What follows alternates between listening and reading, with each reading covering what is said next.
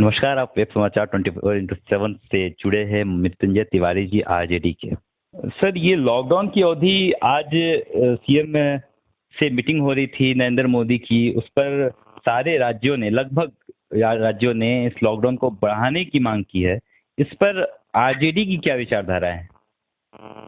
नहीं, देखिए, लॉकडाउन बढ़ाना अगर आवश्यक राज्य की सरकारें या देश की सरकारें, आदरणीय प्रधानमंत्री जी और माननीय राज्यों के मुख्यमंत्री जी का विचार है, तो पहले हम लोगों के सामने भी हम लोग भी उसके समर्थन में है कि लोगों की जिंदगी कैसे सुरक्षित हो। तो इसकी कीमत पर हम कोई लॉकडाउन खुल जाए और लोगों को और परेशानी हो, लोगों की जिंदगी का सवाल है। हम लोगों ने पहले भी, चाहे पहली बार लॉकडाउन हुआ हो, फिर दूसरी बार हुआ, हर बार हमारी पार्टी ने समर्थन किया। लेकिन इसके साथ हम लोगों का ये भी मानना है कि लॉकडाउन के दौरान जो परिस्थितियां उत्पन्न होती है, वो सबसे ज्यादा परेशानी में जो मजदूर वर्ग है, जो रोज कमाने खाने वाले हैं, जो हमारे किसान भाई हैं, जो जहाँ तहाँ फंसे हुए हैं, इन लोगों के लिए भी ये जो लॉकडाउन आपने बोला कि आप लॉकडाउन जो बढ़ाने की मांग है, आप उनके साथ हैं। ये बात अगर है आपकी आरजेडी की विचारधाराओं में, तो बाजार खोलना कितना हद तक आपको सही लगता है? क्योंकि आप कह रहे हैं कि लॉकडाउन को बढ़ाना ही सही है। उसके बाद नरेंद्र मोदी ने कल से ही दुकान और बाजार खोलने का भी ऑर्डर पास कर चुका है। पूरी बात हमारी आप नहीं होने दिए, बीच में ब्रेक लगा दिए।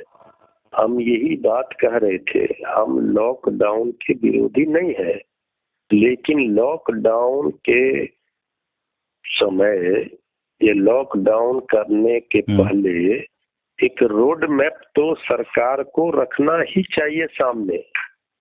जो परेशानी होती है, आज आप दुकान खोल रहे हैं, वैसा दुकान खोल करके क्या फायदा जिसमें ग्राहक ही नहीं जाएंगे। जब ग्राहक का ही लॉकडाउन है, वो निकलेंगे ही नहीं घरों से, तो वो दुकान खोलने से क्या फायदा। तो लोग एक तरफ माननीय प्रधानमंत्री जी, गृह मंत्री जी कह रहे हैं कि अर्थव्यवस्था ठीक है, कोई दिक्कत नहीं आएगी। ठीक है, अगर अर्थव्यवस्था पर कोई दिक्कत नहीं आ रही है, उससे भी ज्यादा जरूरी है पहले लोगों की जिंदगी। तो हमारा मानना है कि आप लॉकडाउन तो करते हैं, लॉकडाउन के समय उसके करने के फैसले लेने के पहले आप एक रोड मैप जरूर बनाए। और ये देखा जा रहा है कि लॉकडाउन के नियमों का पालन भी ठीक से नहीं हो पाता है। अभी भारतीय जनता पार्टी शासित राज्यों के मुख्यमंत्रियों ने लॉकडाउन में भी बस भेज करके अपने कोटा में फंसे छात्रों को अपने राज्य बुला लिया। बिहार के मुख्यमंत्री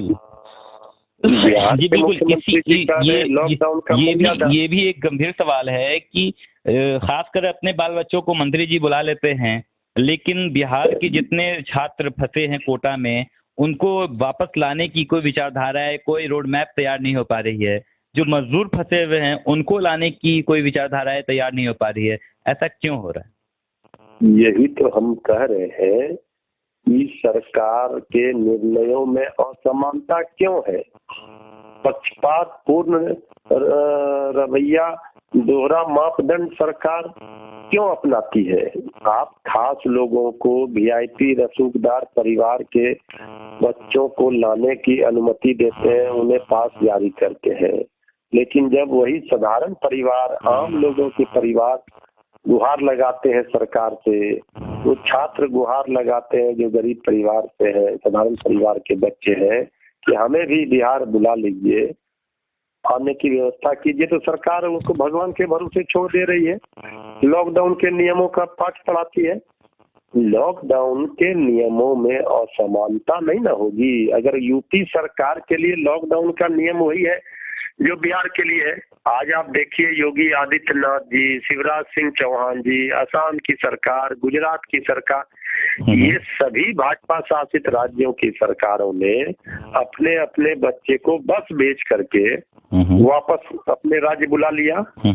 लेकिन बिहार के माननीय मुख्यमंत्री जी, यहाँ भाजपा भी शासन में है, यहाँ बीजेपी चुप है। भाई अगर लॉकडाउन के नियमों का उल्लंघन हुआ तब तो भाजपा शासित राज्यों के मुख्यमंत्री दोषी है जी बिल्कुल, और नहीं तो फिर संवेदनहीनता बिहार सरकार दिखा रही है। लेकिन इस पर बीजेपी के बिहार के सबसे बड़े नेता उप मुख्यमंत्री जी चुप है।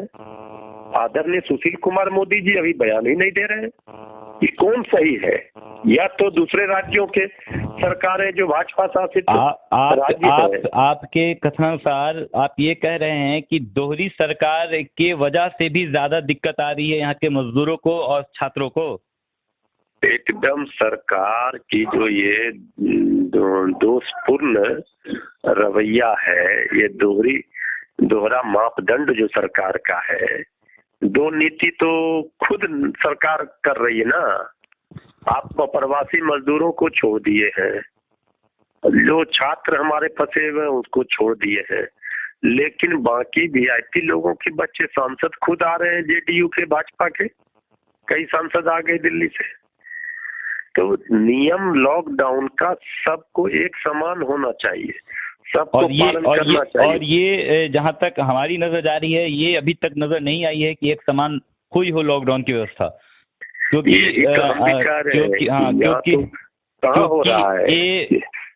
क्योंकि ये लगातार चलता आ रहा है। अपने मंत्री अपने बाल बच्चों को लेके आ जा रहे हैं, लेकिन गैरों के बच्चों पर ध्यान नहीं दे पा रहे हैं। मंत्री जी मजदूरों पर ध्यान नहीं दे रहे हैं। उन बीच बीजेपी के तरफ से, बीजेपी के नेता के अभिभावक के दल से एक आरोप लगा है कि कभी भी आपदा के समय नेता प्रतिपक्ष तेजस्वी यादव नजर नहीं आते हैं। ऐसा बार बार बीजेपी वाले क्यों कहते हैं? इनकी मानसिकता पर तरस आती है। देखिए, भारतीय जनता पार्टी सत्ता में है और अपने कार्यों का जो नकारापन है, इसको छुपाने के लिए बीजेपी के लोग तेजस्वी यादव जी के ऊपर तरह तरह की गालियां देते हैं, उनके ऊपर आरोप मानते हैं। तेजस्वी यादव जी ने तो कहा है ना कि अगर सरकार असमर्थ है, बिहार सरकार बच्चों को नहीं ला सकती है, तो तेजस्वी यादव जी को इजाजत दे, अनुमति दे, तेजस्वी यादव जी सारे बच्चों को लाने की व्यवस्था करेंगे। अब ये बताइए, सरकार ने जी तेजस्वी यादव जी आगे चढ़कर और बढ़कर तो हिस्सा लेने के लिए तैयार हैं, लेकिन वहीं पर चंद्रिका राय आरोप लगाते हैं कि दोनों लालू के दोनों लाल बेकार। तेजस्वी की सियासत को बचकाना बताया जाता है चंद्रिका राय द्वारा। ऐसा है। हम इस पर कोई टिप्पणी राजनीतिक, देखिए, पारिवारिक के मामले को लेकर के इसे राजनीतिक नहीं बनाना चाहिए। चंद्रिका राय जी भी हमारी पार्टी में थे, माननीय मंत्री हुए, संबंध है पारिवारिक। उसके बाद भी ये कहना, अगर उसके बाद चंद्रिका राय जी अगर कहते हैं, इस पर देखिए, कौन नकारा है, कौन लायक है, कौन नालायक है, ये तो देश और दुनिया देख रही है ना। तो आज तेजस्वी यादव जी सबसे बड़े दल के नेता हैं विधानसभा में, नेता विरोधी दल भी है। इसका मतलब है कि सबसे ज्यादा विधायकों ने मिल करके उनको अपना नेता चुना है। अब मान लीजिए किसी को पार्टी मिलना हो, व्यक्तिगत कारण हो, ये हो, किसी पर आरोप लगा देना, कुछ बोल देना, ये चंद्रिका राय जी को शोभा नहीं देता है। वो ठीक है कि हम राजनीतिक विरोध किसी को, जिसको जहाँ जाना हो, जहाँ राजनीति करना हो, जिस विचारधारा में करना हो करे, लेकिन आप बताइए, जब तक तेजस्वी यादव जी उप मुख्यमंत्री रहे, क्या उनके ऊपर उनके कार्यकाल में एक भी कोई ऐसा आरोप है जो उनको नकारा साबित करता हो? झारखंड के चुनाव परिणाम में आपने देखा तेजस्वी यादव जी की क्या भूमिका थी।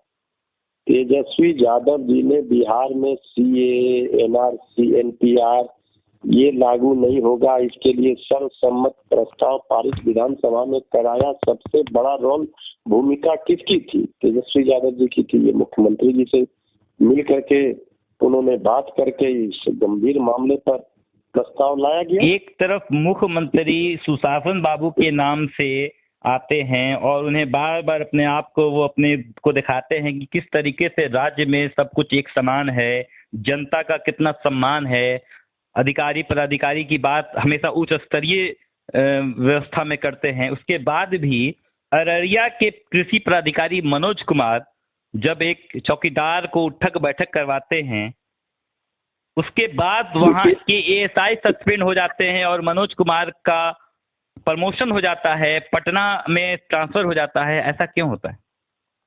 देखिए, यही बात हमारे नेता हम लोग सवाल उठा रहे हैं कि लॉकडाउन के नियमों का जो चौकीदार, बुजुर्ग चौकीदार, उसे सिर्फ पास मांग रहे थे अधिकारी से, जिला कृषि पदाधिकारी से। उस अधिकारी को सजा देने के बदले, उन पर कार्रवाई करने के बदले माननीय मुख्यमंत्री बिहार सरकार ने राजधानी अपने पास बुला लिया। इस कुकृत्य में उसका साथ एएसआई जो दे रहा था वो सस्पेंड हुआ, लेकिन जिसका दरबार में सीधी दखल रखने वाले अधिकारी, जिनका सत्ता में पहुंच है, वो दोषी अधिकारी का पोस्टिंग पटना होता है। यही है सुशासन, जिन पर कार्रवाई उनका बड़ा है आसन, वो मुख्यालय आ गए। विरोधी दल है आप, राजद विरोधी दल है और खासकर 82 सीटों पर काबिज है। इस बात पर, कृषि पदाधिकारी के ट्रांसफर और प्रमोशन पर, एएसआई के सस्पेंड पर क्या आप लोग आवाज उठाएंगे? हम लगातार इस पर आवाज उठा रहे हैं। आप जानकारी प्राप्त कर लें, हमारे नेता तेजस्वी यादव भी लगातार जिस दिन से ये घटना प्रकाश में आई है, सवाल खड़े कर रहे हैं, मुख्यमंत्री जी से, सरकार से सवाल पूछ रहे हैं। आज भी उन्होंने ट्वीट किया है, ये कैसी सुशासन है, इसका जवाब दीजिए कि जिसने कान पकड़ करके सरेआम एक चौकीदार का हौसला तोड़ा, उनको सरेआम बीच सड़क पर कान पकड़कर उठ बैठ करा करके उनको अपमानित किया। वैसे अधिकारी जिनको सत्ता का गलियारों में जिनकी पहुंच है, उसी के नशे में उस अधिकारी ने उसे सरेआम बेइज्जत किया और उन पर कार्रवाई क्या हुई? कुछ नहीं। जिस तरीके से बिहार की राजनीतिक आरोप सिद्ध करने और आरोप को गलत ठहराने में लगी हुई है, क्या उन बीच जनता का बुरा हाल कब तक होता रहेगा? देखिए, अब जनता सब समझ चुकी है। ये जो पब्लिक है ये सब जानती है, और पब्लिक सब जानती है। हाँ, ये पब्लिक सब जानती है और ये सब देख रही है कि शासन प्रशासन किस तरह से आज बिहार में नकारा साबित हो रहा है। जिसके लिए सरकार होती है असहाय लोगों के लिए, गरीब लोगों के लिए, कमजोर लोगों के लिए, आज वही लोग परेशान हैं। क्या लगता है आगामी विधानसभा चुनाव में जनता ये पुरानी बातों को याद रखेगी या फिर आपके कोई नए तगड़म को अपनाने की कोशिश करेगी? कोई तगड़म नहीं, हम लोगों को जनता हमारे लिए जनार्दन है और जनता के बीच में हम क्या कर रहे हैं, हमारे नेता ने जो किया है और सहाय जनता के साथ खड़ी है हमारी पूरी पार्टी, हमारे नेता। हम बिहार के मान सम्मान के लिए कोई समझौता नहीं कर सकते। अगर ऐसा होता तो आज तेजस्वी यादव जी मुख्यमंत्री होते, बीजेपी से अगर वो मिल जाते। लेकिन जो हमारा विचारधारा है, जो सिद्धांत है, लालू प्रसाद जी एक व्यक्ति, एक नेता नहीं, एक विचारधारा बन चुके हैं और पूरी बिहार की जनता इस बात को महसूस करती थी और करती है कि लालू प्रसाद जी के राज हमारे 15 साल में और अभी एनडीए के 15 साल में क्या फर्क है, अब खुद जनता को महसूस हो रहा है। और सहाय जनता जिस तरह से अभी अनाथ महसूस कर रही है, अभागा महसूस कर रही है, वो बदला लेने के लिए तैयार है। समय का इंतजार कीजिए। जनता लोकतंत्र में मालिक होती है, जिसे जो जनता जिस पार्टी को, जिस दल को, जिस नेता को अर्श पर पहुंचाती है, उसे फर्श पर भी पहुंचाने का हैसियत रखती है। इसीलिए जनता जनार्दन के सामने हम नतमस्तक रहे हैं, उनके साथ, उनके दुख दर्द में, पीड़ा में हमारी पार्टी खड़ी रही है। हम लाचार, मजबूर, शोषित, पीड़ित लोगों के साथ, दलित लोगों के साथ, अल्पसंख्यक लोगों के साथ मृत्युंजय तिवारी जी, सिर्फ आप अपनी विचारधाराएं व्यक्त कीजिए। क्या लगता है आपको 3 मई को लॉकडाउन खत्म हो जाएगी? देखिए, ये काम सरकार का है।